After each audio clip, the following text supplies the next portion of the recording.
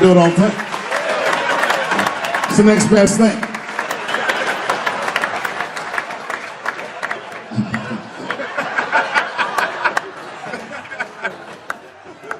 Oh, yeah, you kids don't know.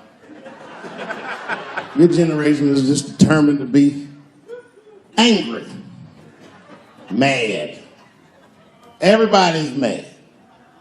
Back when we were growing up, only black people were mad. Now, everybody's just trying to get in on the act.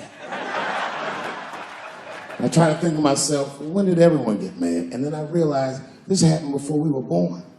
This is a long way to go, but probably started in the Second World War. Think about it.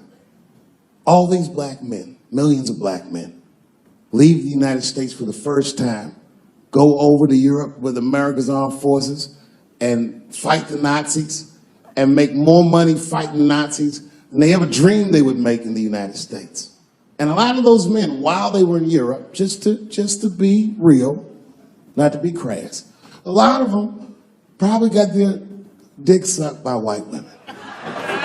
I'm sorry, ladies and gentlemen, this was World War II Europe, and these were desperate times, and penises were being sucked for shoelaces and chocolate and very frivolous things. And it's very hard to come back to America and sit on the back of the bus after you've been in the south of France getting your dick sucked for a Crunch Bar or some crazy shit like that. That's a life-changing experience.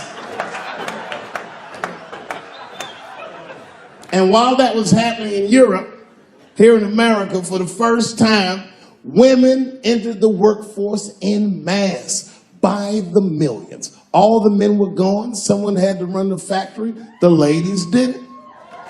That's right. This was the first generation of American women to have independent income en masse. And when the men came back, the women weren't the same. American women had grown. They were uttering phrases that no woman on earth had ever spoken before.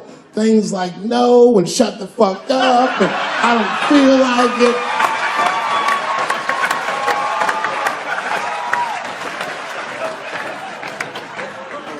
And then behind the scenes of that, there was a little-known government agency that started testing mind-controlled drugs on the American public. They fucked up. They tested it for 12 years. They didn't realize these drugs were not mind-controlling. They were mind-expanding. It was LSD and mescaline and shit like that. And for the first time, there was a new school of thought that was chemically induced that made people question the very society they lived in. By 1960, the President of the United States was only 42 years old. Can you imagine?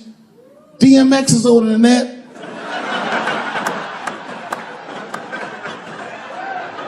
And he was going to usher in a new era of peace. He was going to avoid the Cold War. He was going to end segregation. And they blew his fucking brains out in front of everyone in Dallas. This country was never the same. There were 7 more major assassinations in the 60s.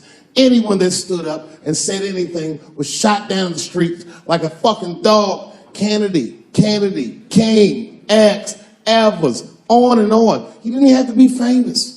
You could be a college student at Kent State or Mississippi protesting the Vietnam War, and they shot them too. The 70s were a wild era. And while all this was going on, Bill Cosby raped 54 people. Holy shit, that's a lot of rapes, man. This guy's putting up real numbers. He's like the Steph Curry of rape. Man, that's a lot of rapes. 54. If you had raped 30 less people, that's still 24 rapes. Don't forget, each one of these rapes has 8 hours of sleep in it. Ladies and gentlemen, that's over 400 hours of rape. It only takes 65 hours to get a pilot's license.